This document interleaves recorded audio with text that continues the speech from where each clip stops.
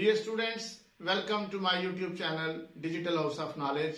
मैं हूं प्रोफेसर अमजद मिनास और जो कोर्स अंडर डिस्कशन है वो है फाइनेंशियल अकाउंटिंग और इसमें जो टॉपिक हम सीख रहे हैं वो है bank reconciliation statement. My dear students, previous मेरे लेक्चर्स में बैंक रिकॉन्सिलिएशन स्टेटमेंट का बेसिक कॉन्सेप्ट एक्सप्लेन किया गया। Causes of disagreement between cash book and bank statement को डिटेल से एक्सप्लेन किया गया और बैंक रिकॉन्सिलिएशन स्टेटमेंट बनाने के 3 प्रोसीजर्स उन पे डिटेल से बात की गई। आज हम जिस प्रॉब्लम को एड्रेस करने जा रहे हैं उसमें एक खास इशू यह है कि समटाइम्स किसी भी अकाउंट होल्डर के बैंक में एक अकाउंट से ज्यादा अकाउंट हुआ करते हैं, तो उसने किसी एक अकाउंट के अंदर कोई ट्रांजैक्शन की होती है मगर बतकाज़े बशरियत बैंक वालों से मिस्टेक हो जाती है और वो उसकी उस ट्रांजैक्शन को बजाय मुतलका अकाउंट में पोस्ट करने के उसके दूसरे अकाउंट में पोस्ट कर देते हैं। चूंकि टाइटल तो अकाउंट का सेम होता है, उसी के नाम पे अकाउंट होता है, लेकिन अकाउंट नंबर डिफरेंट होते हैं, तो इस एरर की वजह से कैश बुक और बैंक स्टेटमेंट का बैलेंस आपस में इत्तफाक नहीं किया करता। सो आइए देखते हैं कि आज के प्रॉब्लम के अंदर क्या डेटा अवेलेबल है, क्या इंफॉर्मेशन है और फिर उसको हम किस तरीके से एड्रेस करेंगे। The bank statement account number 16 of Mr. Salim showed an overdraft of rupees 1,34,300 on 31st December. पहली बात जो इस क्वेश्चन में दी गई है वो ये दी गई है कि बैंक स्टेटमेंट का बैलेंस दिया गया नंबर 1 और इसमें भी ओवरड्राफ्ट की बात की गई है। मैंने इब्तदाई लेक्चर्स में ये बात बड़ी डिटेल से एक्सप्लेन की थी कि ओवरड्राफ्ट मींस अनफेवरेबल। ये आपकी बैंक स्टेटमेंट का अनफेवरेबल बैलेंस दिया गया है और आप जानते हैं कि बैंक स्टेटमेंट का फेवरेबल कौन सा होता है जी, थोड़ा सोचिए। बैंक स्टेटमेंट का favourable balance yes, credit balance, और अनफेवरेबल बैलेंस यानी ओवरड्राफ्ट बैलेंस बैंक स्टेटमेंट का डेबिट बैलेंस हुआ करता है। सो ये डेबिट बैलेंस है जी बैंक स्टेटमेंट का 1,34,300। इसको मद्देनजर रखते हुए हमने अपनी अगली सारी एडजस्टमेंट करनी होगी। On going through the passbook and the cash book the accountants found the following. सबसे पहली चीज क्या सामने आई? A cheque for rupees 4,320 wrongly credited in the bank statement on 28th December 2016 and being dishonored again debited in the bank statement on 1st January 2017. There was no entry in the cash book about the dishonor of the check until 15th January 2017. My dear students, इस statement का बनज़रे गैर जायजा लीजिए, यानी गौर से जायजा लीजिए। आप देखिए इसमें क्या हुआ है। एक चेक 4,320 का बैंक ने गलती से क्रेडिट कर दिया 28 दिसंबर को और वो चेक बाउंस हो गया और बैंक ने वो जो बाउंस हो गया चेक उसको 1 जनवरी को डेबिट किया है। लेकिन आपको मालूम होना चाहिए हम ये स्टेटमेंट बना रहे हैं 31 दिसंबर को।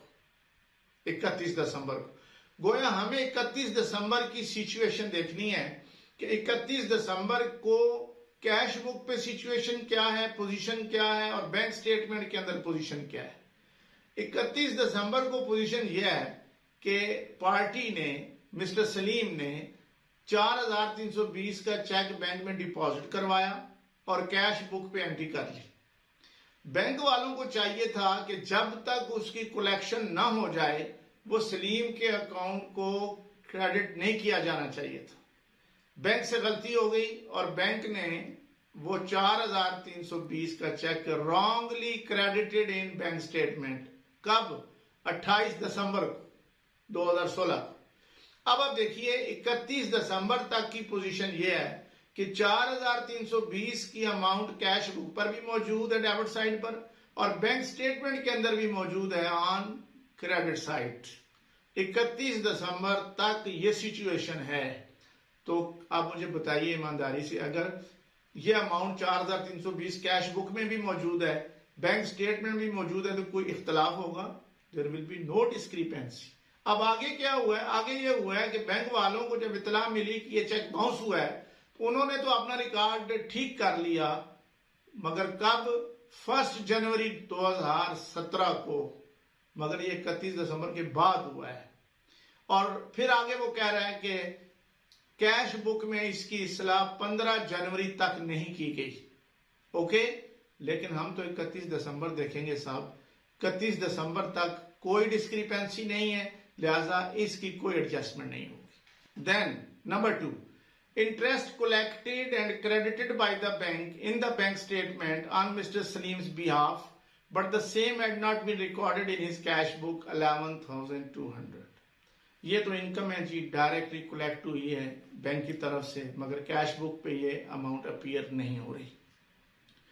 Number 3, checks of rupees 82,000 paid into the bank for collection on 30th December, but checks amounted to rupees 30,000 were collected on 7th January 2017।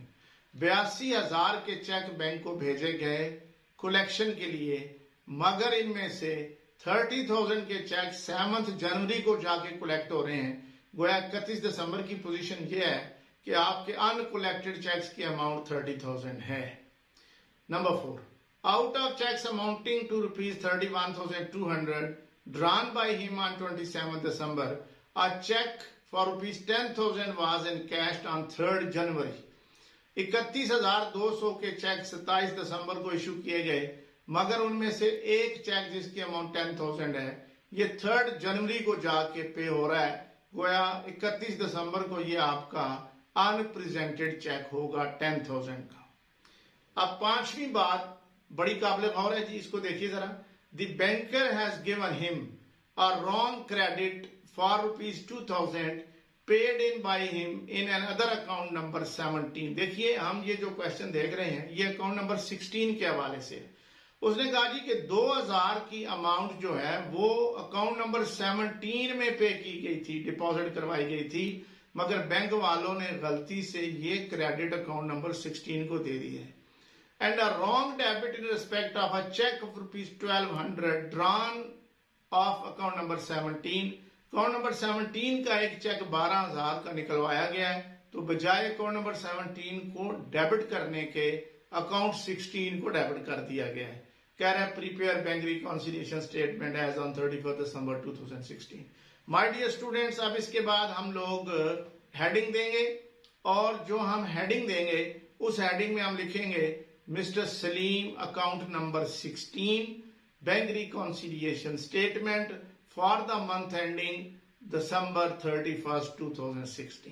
अब हेडिंग दे लेने के बाद आगे हम सबसे पहले जो है जी लिखेंगे balance as per bank statement which is unfavourable because it is overdraft 1,34,300 debit balance है, चूंकि ओवरड्राफ्ट है, अनफेवरेबल है, इसलिए बैंक स्टेटमेंट का डेबिट बैलेंस लिखें। डियर स्टूडेंट्स, अब मैं आपको वापस इस स्क्रीन पे लेके आ रहा हूं जिसमें मैंने अकाउंट नंबर 16 की बैंक स्टेटमेंट और कैश बुक के अकाउंट्स डेबिट क्रेडिट साइड्स को शो किया हुआ है, और आपको बताया जा रहा है यहाँ पे कि बैंक स्टेटमेंट का बैलेंस दिया गया है 1,34,300। ओके, अब यहाँ पे आपको जो है जी दिखाया गया है कि इंटरेस्ट 11,200 ये बैंक स्टेटमेंट में आ चुका है, मगर कैश बुक पे ये अपीयर नहीं हो रहा, चूंकि इनकम है directly collected and credited by bank.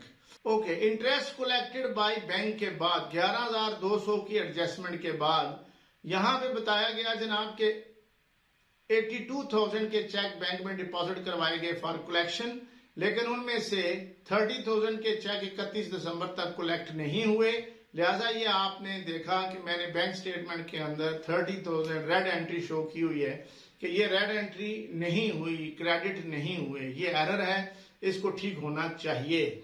और फिर उसके बाद अगली बात नेक्स्ट वो ये कि 31,200 के चेक इशू किए गए, जिनमें से 10,000 के चेक 10,000 के ये चेक्स जो हैं ये 31 दिसंबर तक कैश नहीं हुए, यानी बैंक को पे नहीं, बैंक को प्रेजेंट नहीं हुए, तो दीज आर अनप्रेजेंटेड चेक्स। तो मैंने इनको बैंक स्टेटमेंट की डेबिट साइड पे लिखा है कि अगर ये पे हो जाए तो इन्होंने यहाँ पे डेबिट होना है और ये इन्हें पे हो जाना चाहिए था, तो लिहाजा इस एरर को भी सही होना चाहिए। अच्छा जी, इसके बाद हम अभी आगे चलते हैं। तो कहता है कि बैंकर ने क्या किया है जी, रॉन्ग क्रेडिट्स दिए हैं अकाउंट 16 को। ये मैंने यहाँ पे लिखा है जी, अकाउंट 17 को जो 2000 का क्रेडिट देना चाहिए था वो अकाउंट 16 को दिया हुआ है, और जो अकाउंट 17 को 1200 का डेबिट देना चाहिए था वो भी अकाउंट 16 को दिया हुआ है। अब आपने ये सारी काजेज ऑफ डिसएग्रीमेंट अंडरस्टैंड कर ली। अब हम चलते हैं अपने सोल्यूशन की तरफ, और जो balance as per bank statement unfavourable 1,34,300 दिया हुआ है, इसमें पहली एडजस्टमेंट करते हैं हम, interest collected by bank not shown in cash book. तो बैंक ने 11,200 का इंटरेस्ट कलेक्ट किया था। अब जब बैंक को इनकम कलेक्ट कर लेता है तो वो हमारी बैंक स्टेटमेंट में आ जाती है, वो कैश बुक पर नहीं होती। अगर हम चाहते हैं कि दोनों जो है बराबर हो जाए, तो जो रकम बैंक स्टेटमेंट में आ गई है उसको कैश बुक में भी दर्ज कर लेना चाहिए, लेकिन इस वक्त हमें बैंक स्टेटमेंट का बैलेंस दिया हुआ है, तो फिर दूसरी ऑप्शन ये है कि इसको बैंक स्टेटमेंट में से खारिज कर देना चाहिए, माइनस कर देना चाहिए। तो हम माइनस करने से ये मुराद लेते हैं, कोई चीज अगर बैंक स्टेटमेंट से हमने माइनस करनी होती है तो अकाउंटिंग की जुबान में कहते हैं इसको डेबिट करेंगे। चूंकि बैंक जो कुछ हमारे अकाउंट में डालता है उससे क्रेडिट करता है, और जो कुछ माइनस करता है उसको डेबिट करता है। लिहाजा ये 11,200 बैंक स्टेटमेंट में डेबिट किया जा रहा है। ऊपर भी डेबिट बैलेंस है, ये भी डेबिट, तो डेबिट डेबिट आपस में प्लस होंगे, तो ये 1,45,500 का डेबिट बैलेंस आ गया। उसके बाद हमें बताया गया कि 30,000 के चेक्स अनकलेक्टेड हैं। तो जो अनकलेक्टेड चेक्स हैं या उन्हें बैंक स्टेटमेंट में ऐड हो जाना चाहिए या उन्हें कैश बुक में से माइनस हो जाना चाहिए। हमारे पास चूंकि बैंक स्टेटमेंट की आज के दिन ऑप्शन है, लिहाजा हम इसको बैंक स्टेटमेंट में ऐड करेंगे। ऐड करने का माना क्रेडिट करेंगे, तो यहां पे हमने किया क्रेडिट। ऊपर चूंकि बैलेंस डेबिट मौजूद है अनफेवरेबल, तो अनफेवरेबल बैलेंस हमारा कम हो जाएगा, और 1,45,500 में से 30,000 माइनस होके 1,15,500 रह जाएगा। फिर अनप्रेजेंटेड चेक की अमाउंट है 10,000। अब अनप्रेजेंटेड जो हमारे चेक्स हैं, या तो उन्हें हमारी बैंक स्टेटमेंट में से माइनस हो जाना चाहिए या उन्हें कैश बुक के अंदर दोबारा वापस ऐड हो जाना चाहिए, मगर इस वक्त बैंक स्टेटमेंट का बैलेंस दिया हुआ है, लिहाजा ये अनप्रेजेंटेड चेक 10,000 यहां से माइनस होंगे। माइनस का माना डेबिट होंगे, तो ये 1,15,500 पहले डेबिट है, 10,000 और डेबिट होगा, तो ये 1,25,500 हो जाएगा। अब इसके बाद नेक्स्ट एडजस्टमेंट जो थी वो थी कि जो अकाउंट नंबर 17 को क्रेडिट देना चाहिए था वो गलती से अकाउंट नंबर 16 को दे दिया गया। अब अगर हम चाहते हैं कि ये ठीक हो जाए तो हमें इसको रिवर्स करना होगा, यानी इस क्रेडिट को हमें डेबिट करना होगा ताकि गलती की इस्लाह हो जाए। तो ये 2,000 यहाँ पे डेबिट हुआ, तो डेबिट डेबिट प्लस हुए 1,27,500 हो गया। अब एक और गलती के अकाउंट नंबर 16 को गलती से डेबिट कर दिया गया, जो कि अकाउंट 17 को डेबिट होना था। अब इसको भी रिवर्स करेंगे, ये चूंकि गलती से डेबिट किया गया था, अब इसको हम क्रेडिट कर देंगे। ऊपर चूंकि डेबिट बैलेंस है, अब हम करेंगे क्रेडिट, तो डेबिट में से क्रेडिट माइनस हो जाएंगे, तो पीछे 1,26,300 ये रह जाएगी अमाउंट, इट इज क्रेडिट, और ये balance as per cash book कहलाएगा अनफेवरेबल बैलेंस। चूंकि ऊपर से सारा अनफेवरेबल आ रहा था, बैंक स्टेटमेंट का अगर अनफेवरेबल हो तो डेबिट होता है, कैश बुक का अनफेवरेबल हो तो क्रेडिट होता है। ये कॉन्सेप्ट मैं अपने प्रीवियस लेक्चर्स में ऑलरेडी एक्सप्लेन कर चुका हूं। इसके साथ ही ये क्वेश्चन हमारा कंप्लीट हो चुका। माय डियर स्टूडेंट्स, मैंने आपको प्रीवियस लेक्चर्स में भी ये बात बताई थी कि अगर आपको बैंक स्टेटमेंट का बैलेंस दिया हुआ हो तो जो आंसर निकलेगा उसको आप लिखेंगे balance as per cash book, और अगर आपको कैश बुक का बैलेंस क्वेश्चन में दिया गया हो तो जो आंसर निकलेगा उसको आप लिखेंगे balance as per bank statement या balance as per passbook. Basically जो बैलेंस दिया जाता है उस बैलेंस के मुतालिक कहा जाता है कि ये दूसरी किताब से, दूसरी बुक से, दूसरे रिकॉर्ड से एग्री नहीं कर रहा और इन वजूहात की बिना पे एग्री नहीं कर रहा। तो हम ये सारी एडजस्टमेंट किया करते हैं और एंड पे जो आंसर आता है वो दोनों बुक्स का आंसर सेम होता है। अब 1,26,300 को अगर हम कहेंगे ये बैंक स्टेटमेंट का बैलेंस है तो ये अनफेवरेबल है, तो ये डेबिट बैलेंस कहलाएगा। और अगर हम इसको कहेंगे ये कैश बुक का बैलेंस है तो ये भी अनफेवरेबल होगा और इसका अनफेवरेबल क्रेडिट बैलेंस हुआ करता है। आई होप कि आपको ये कॉन्सेप्ट और ये क्वेश्चन अच्छे तरीके से समझ में आ गया होगा। Do it again and again, practice makes a man perfect. और एक और बात याद रखिए जी कि आपको इस एक्सरसाइज को अच्छे तरीके से अटेम्प्ट करने के लिए दो चीजों की जरूरत है। बार बार प्रैक्टिस तो की ही जाती है। दूसरी इंपॉर्टेंट चीज है काजेज ऑफ डिसएग्रीमेंट आपके फिंगर टिप्स पे हो। काजेज ऑफ डिसएग्रीमेंट के बारे में एक एक चीज की आपको कंसेप्चुअल अंडरस्टैंडिंग हो कि अनप्रेजेंटेड चेक्स क्या होते हैं, अनकलेक्टेड चेक्स क्या होते हैं, एंड सो ऑन। वो जो 6, 7, 8 इसकी वजूहात हैं। Wish you all the best. Hope to see you in my next lecture. Thank you so much.